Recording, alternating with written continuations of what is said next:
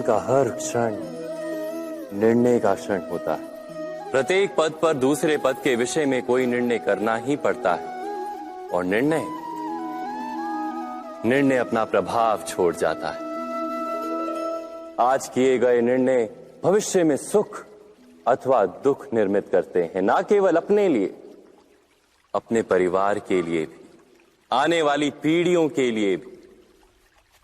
जब कोई दुविधा सामने आती है तो मन व्याकुल हो जाता है, अनिश्चय से भर जाता है। निर्णय का वो क्षण युद्ध बन जाता है और मन बन जाता है युद्ध भूमि। अधिकतर निर्णय हम दुविधा का उपाय करने के लिए नहीं, केवल मन को शांत करने के लिए लेते हैं। पर क्या कोई दौड़ते हुए भोजन कर सकता है? नहीं। तो क्या युद्ध से जूझता हुआ मन कोई योग्य निर्णय ले पाएगा?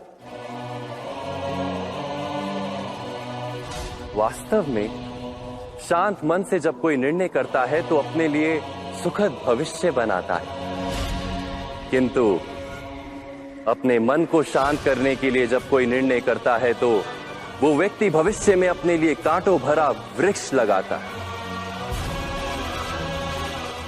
स्वयं विचार कीजिएगा।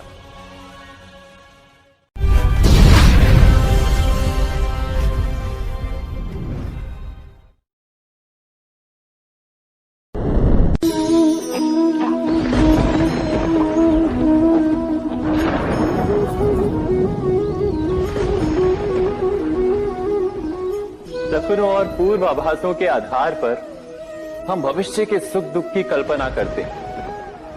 भविष्य के दुख का कारण दूर करने के लिए हम आज योजना बनाते हैं,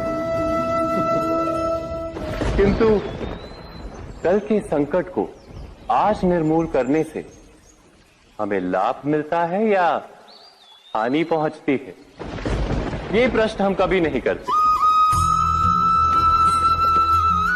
सत्य तो ये है कि संकट और उसका निवारण सात जन से, व्यक्ति के लिए भी और सृष्टि के लिए भी। नहीं, आप अपने भूतकाल का स्मरण कीजिए, इतिहास को देखिए। आप तुरंत ही ये जान पाएंगे कि जब जब संकट आता है तब तब उसका निवारण करने वाली शक्ति भी जन्म लेती है। यही तो जगत का चलन है। वस्तुतः संकट ही शक्ति के जन्म का कारण है। प्रत्येक व्यक्ति जब संकट से निकलता है तो एक पद आगे बढ़ा होता है, अधिक चमकता है, आत्मविश्वास से अधिक भरा होता है, न केवल अपने लिए अपितु विश्व के लिए भी। क्या ये सत्य नहीं? वास्तव में संकट का जन्म है एक अवसर का जन्म, अपने आप को बदलने का अवसर, अपने विचारों को ऊंचाई पर करने का अवसर, अपनी आत्मा को बलवान और ज्ञान मंडित बनाने का अवसर। जो ये कर पाता है उसे कोई संकट नहीं होता, किंतु जो ये नहीं कर पाता वो तो स्वयं एक संकट है विश्व के लिए। विचार कीजिए।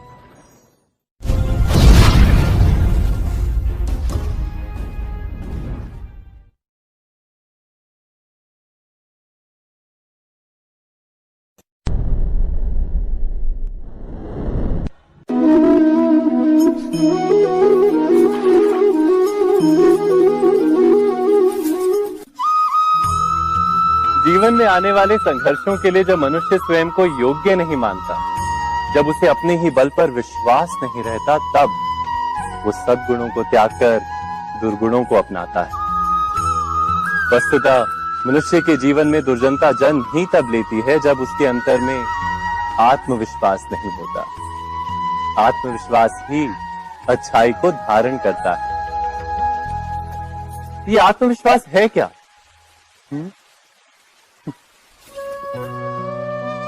जब मनुष्य ये मानता है कि जीवन का संघर्ष उसे दुर्बल बनाता है, तो उसे अपने ऊपर विश्वास नहीं रहता। वो संघर्ष के पार जाने के बदले संघर्ष से छूटने के उपाय ढूंढने लगता है। किंतु जब वो ये समझता है कि ये संघर्ष उसे अधिक शक्तिशाली बनाते, ठीक जैसे व्यायाम करने से देह की शक्ति बढ़ती, तो प्रत्येक संघर्ष के साथ उसका उत्साह बढ़ता है। अर्थात आत्मविश्वास और कुछ भी नहीं, मन की स्थिति, जीवन को देखने का दृष्टिकोण मात्र है। और जीवन का दृष्टिकोण तो मनुष्य के अपने वश में होता है। स्वयं विचार कीजिए।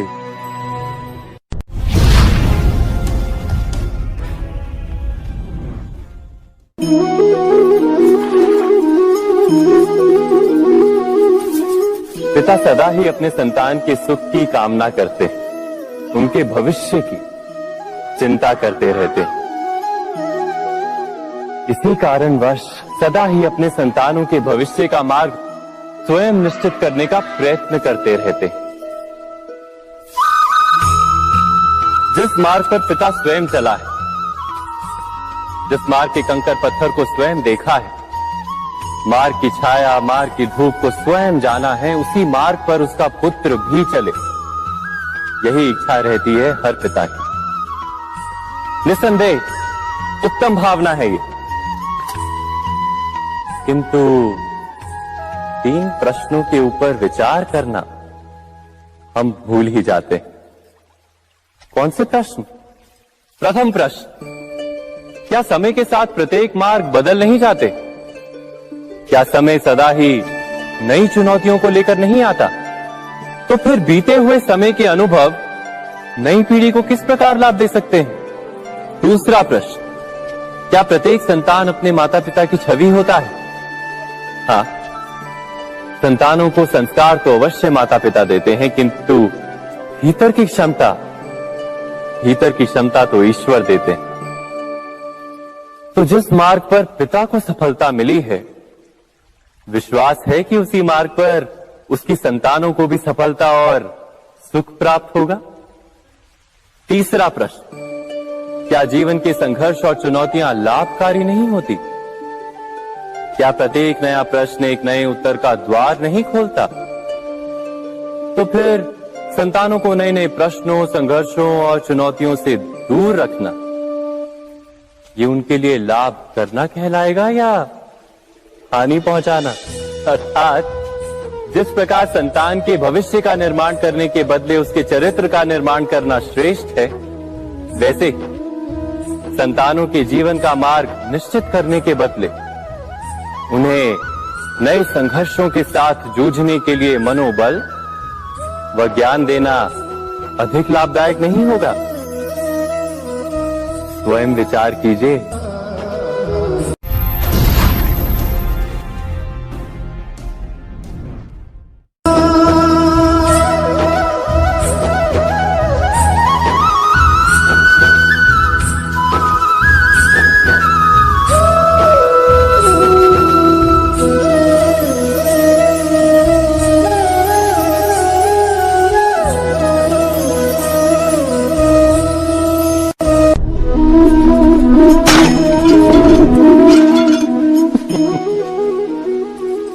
कभी कभी कोई घटना मनुष्य के जीवन की सारी योजनाओं को तोड़ देती और मनुष्य उस आघात को अपने जीवन का केंद्र मान लेता।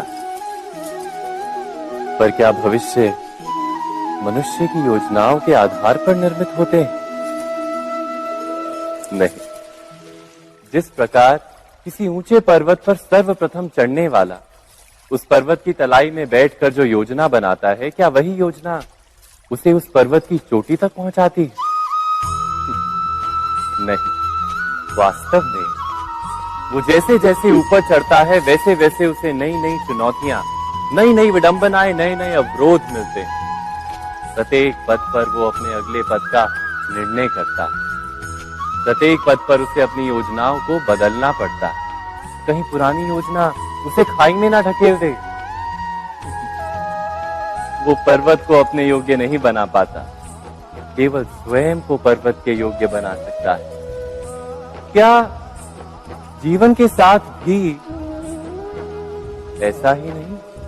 जब मनुष्य जीवन में किसी एक चुनौती को, एक अवरोध को अपने जीवन का केंद्र मान लेता है, अपने जीवन की गति को ही रोक देता है तो वो अपने जीवन में सफल नहीं बन पाता और ना ही सुख और शांति प्राप्त कर पाता। अर्थात जीवन को अपने योग्य बनाने के बदले स्वयं अपने को जीवन के योग्य बनाना ही सफलता और सुख का एकमात्र मार्ग नहीं।